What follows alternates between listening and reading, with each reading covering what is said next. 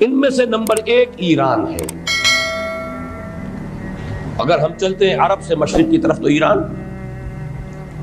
ایک اعتبار سے یہ بازی لے گیا ہے پورے عالم اسلام پر۔ ان کے مذہبی عقائد، ان کی فقہ سے ہمیں جو اختلاف ہے وہ ہے اپنی جگہ پر ہے، آپ کو معلوم ہے۔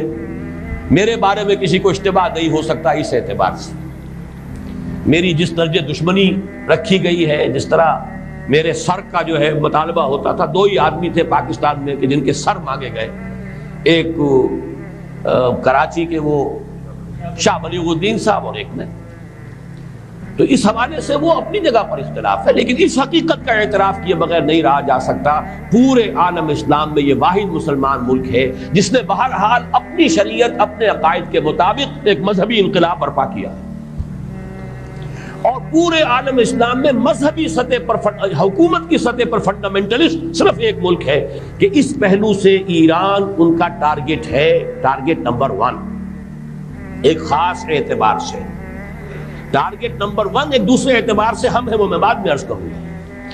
چونکہ حکومت کی سطح پر فنڈامنٹلزم ہے اور وہ آیا ہے ایک عوامی انقلاب کے نتیجے میں، پھر ان کے پاس تیل کی دولت ہے، اس کے خلاف اکنامک سینکشنز بھی ہو جائیں تو اگر لیبیا کھڑا ہو سکتا ہے تو بہرحال وہ بھی کھڑا ہو سکتا ہے، اور نقشہ وہ دنیا کو دکھا چکا ہے کہ لڑا دے ممولے کو شہباز، یہ نقشہ بھی اس نے دکھا دیا۔ یہ ہے ایران کا معاملہ۔ نمبر 2 پاکستان۔ پاکستان 400 برس کی تجدیدی مساعی کا امین ہے، امانت دار ہے۔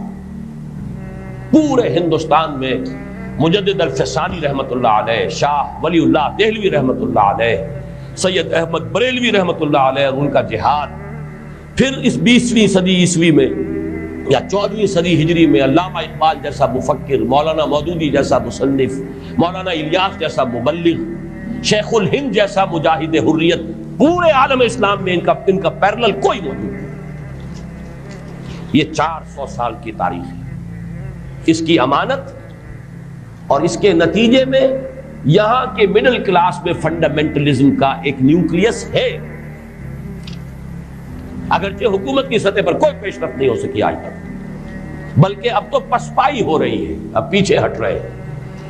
وہ ہمارے ان سیاسی جو بھی زعماء ہیں، جو جماعتیں ہیں، ان کی غلطی ہے، اور الیکشن ہی کو واحد میدان بنا کر اس کے اندر اپنا سارا وقت و توانائی اور قوتیں ضائع کر دینا، یہ ہے در حقیقت جس کا کہ یہ صدا مل رہی ہے کہ اس اعتبار سے تو پسپائی کی طرف ہے معاملہ، کسی پیش رفت کی طرف نہیں ہے۔ لیکن باہر والے تو دیکھتے ہیں نا کہ اندر کیا کچھ مواد موجود ہے۔ اگر مڈل کلاس میں وہ فنڈامنٹلزم کا بارود موجود ہے تو کسی بھی وقت اس کے اندر جو ہے وہ کوئی دھماکہ ہو سکتا ہے۔